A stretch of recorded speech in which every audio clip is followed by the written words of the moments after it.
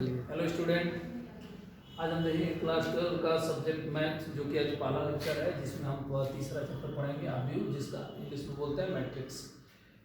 इसका परिभाषा जो कि आपको तो मालूम नहीं है, आप ऑलरेडी हमसे 11th में पढ़ चुके हैं कि मैथ में कोई परिभाषा हम लिखवाते नहीं, तो इसलिए आपको केवल हम बता देते हैं कि आव्यूह है क्या। तो आव्यूह एक क्रम विन्यास है। क्या है क्रम विन्यास? मतलब क्रम को व्यवस्थित करने के लिए एक तरीका है, और वो कैसा होता है, कैसा क्रम विन्यास है? आयताकार। तो आयताकार क्रम विन्यास है। जैसे एग्जांपल में मैं ऐसे बना देता हूँ, एक ऐसे बड़े कोष्टक में अवयव को यदि हम व्यवस्थित तरीके से रखें तो हम उसी को बोलते हैं आव्यूह। अब इसमें क्या है कि एक A1 A2 A3 कुछ दूरी पर, डिस्टेंस पर रखना है, एक साथ नहीं रखना है। A1 A2 A3, यहाँ B1 B2 B3 C1 C2 C3, ठीक है। ऐसे हम इस तरीके से लिख दिए, तो कुल मिला के ये एक आव्यूह कहलाएगा। ये टोटल क्या कहलाएगा? आव्यूह कहलाएगा। और इस तरीके से यदि हम चलते हैं तो ये एक लाइन हुआ, जिसको हम प्रथम पंक्ति बोलते हैं, पहली पंक्ति, पहली पंक्ति, पहली पंक्ति, जिसको हम बोलते हैं R1, पहली पंक्ति बोलते हैं। इस यह आव्यूह का पहला पंक्ति है। ये दूसरी पंक्ति,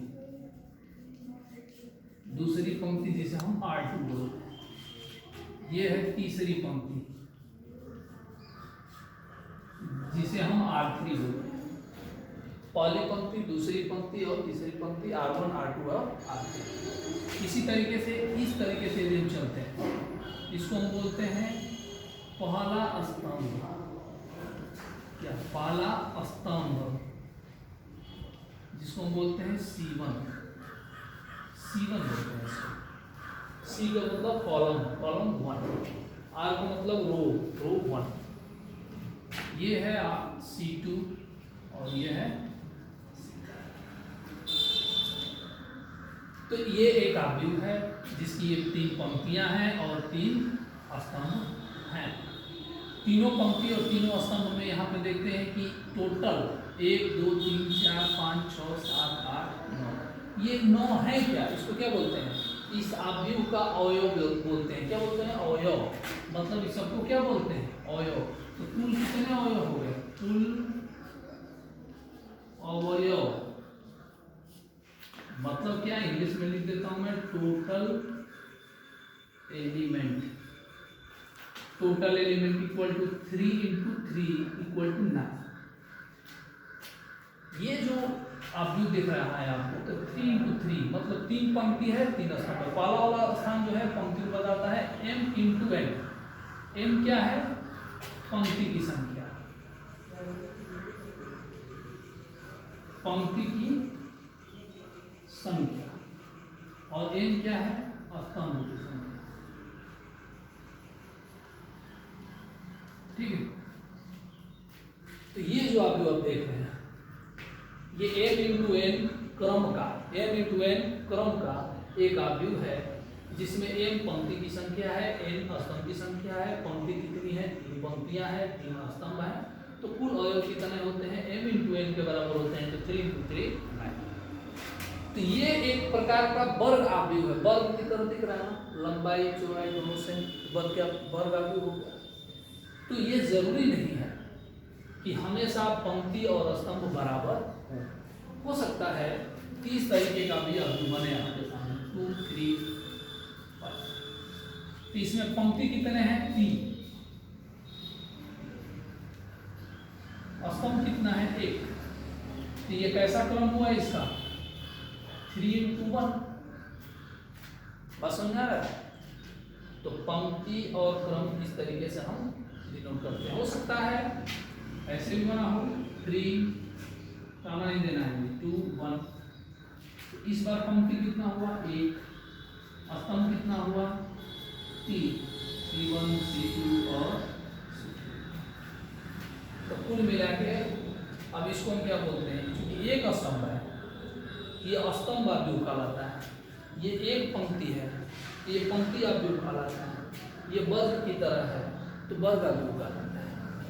ये सभी के सभी डिफिनेशन मैं डायरेक्टली बता रहा हूँ ताकि मैं लिखवाना ना पड़े। आपको ध्यान में रखना है, यदि आपको मन है कि लिख लें तो आप बुक से भी देख सकते हैं।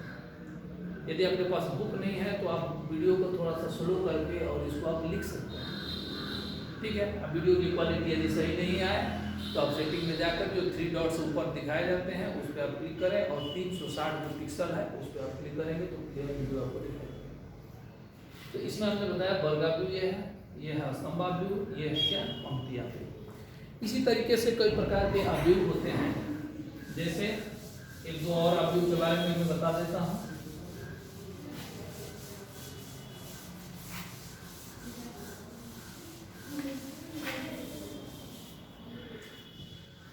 अब एक प्रकार का एक अवयव होता है इस तरीके से 0 0 1 0 0 1 0 0 0 1। तो ये क्या है, यहाँ पे आप देख रहे हैं कि एक ऐसे विकर्ण दिया हुआ है, ये क्या है विकर्ण, तो हम इसको बोलते हैं क्या विकर्ण अवयव। विकर्ण अवयव, विकर्ण अवयव क्या, जिसके विकर्ण में ही केवल अवयव हो और अदर जगह अवयव न हो, इसको हम बोलते हैं इकाई अवयव। इसको हम इकाई अवयव भी बोलते हैं। क्या बोलते हैं, इकाई अवयव। इकाई अवयव जिसे हम आई से डिनोट करते हैं। चूंकि 3 क्रम का यह अवयव है तो हम इसे आई क्यू, इसी तरीके से आई क्यू भी होगा 1 0 0 1। ये क्या हो गया, I2 बोलते हैं इसको। ये भी क्या है इकाई अवयव, और प्रत्येक इकाई अवयव एक विकर्ण अवयव होता है। शून्य अवयव इसी तरीके से होता है। तो शून्य अवयव में क्या होगा, सभी एलिमेंट शून्य हो जाएंगे, चाहे वो विकर्ण में विकर्ण वाला हो अवयव, चाहे कहीं का भी हो, सभी अवयव शून्य, तो वो शून्य अवयव हो गया।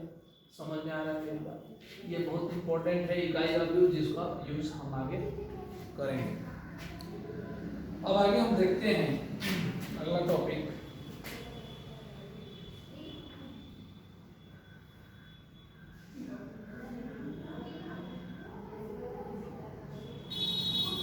अवयव की कोटि।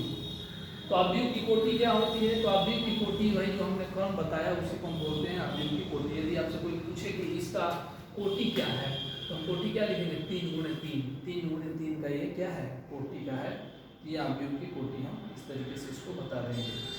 हम नेक्स्ट जो है थोड़ा अवयव के रूप में हम लिखते हैं, इसका वैल्यू निकालते हैं। अवयवों के प्रकार, अवयवों के प्रकार में स्तंभ अवयव मैंने बताया जिसमें स्तंभ रहेगा, पंक्ति अवयव में केवल पंक्ति रहेगा, वर्ग अवयव देखे ही, वर्ग अवयव में क्या होगा जितना पंक्ति उतना स्तंभ, विकर्ण अवयव में बाकी एलिमेंट 0 हो जाएंगे और केवल विकर्ण में ही कोई ना कोई नंबर होगा। जरूरी नहीं है विकर्ण अवयव में के सभी सेम ही हों, कुछ भी हो सकते हैं, लेकिन ये बाकी 0 होंगे।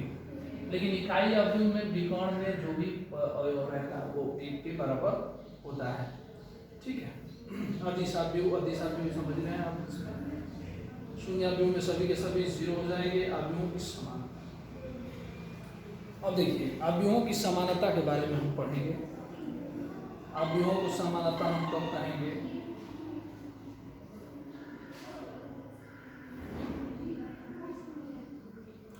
उसके लिए पहले हम कोटि की बात करते हैं, समानता के बारे में, फिर उसके बाद से एक्सरसाइज पे चलेंगे। देखिए फर्स्ट अवयवों की समानता, अवयव की समानता।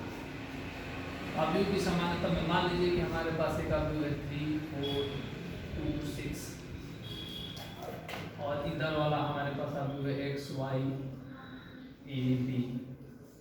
यदि इक्वल दिया है मतलब ये दोनों समान है, तो हम लिख सकते हैं कि x equal to 3, y equal to 4, a equal to 2 and b equal to 6। Clear समझना है। अवयवों का समान का मतलब क्या होगा कि सभी अवयव एक दूसरे के समान हो, इसको हम बोलते हैं अवयवों का समान। ये अवयव चैप्टर, और इसके बाद एक चैप्टर आएगा जिसका नाम है शारीरिक। ये दोनों के दोनों चैप्टर बहुत इंपॉर्टेंट है, जो कि केवल ये 2 ही चैप्टर मिल करके 20 नंबर के बोर्ड के एग्जाम में इससे क्वेश्चन पूछे जाएगा। तो आपको बहुत ध्यान से पढ़ना है, इसीलिए फर्स्ट हमने अभी भी स्टार्ट किया, इसके बाद साड़ी की स्टार्ट करेंगे। तो अभी और साड़ी मिला करके आपका एकदम एक्यूरेट 20 नंबर, 100 में 20 नंबर करेक्ट तैयार है, यदि आपको आएगा तब। तो इसके लिए आपको क्या करना पड़ेगा, ध्यान से पढ़ना पड़ेगा। तो हम देखते हैं एक एक्सरसाइज, प्रश्नावली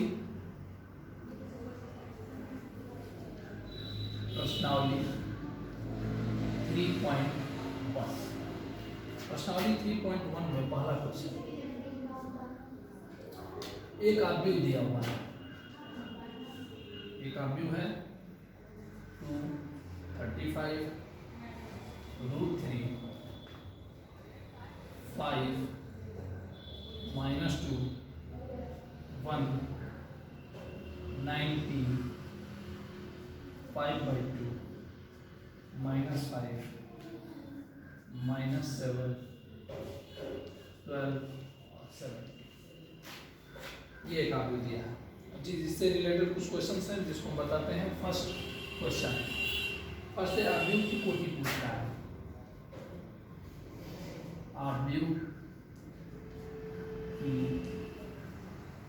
कोटि, आव्यूह की कोटि क्या है, 1 2 3, कितनी पंक्तियां हैं, 3। तो 3 पंक्तियां हैं तो हम क्या लिखते हैं, लिखते हैं आव्यूह की कोटि क्या है, m गुणे n। तो पंक्ति है ना ये, तो 3, n क्या है, स्तंभ। तो देखेंगे 1 2 3 और 4, तो 3 गुणे 4 की है कोटि हो गई। सेकेंड क्वेश्चन, अवयवों की संख्या, अवयवों की संख्या पूछा है, अवयवों की संख्या,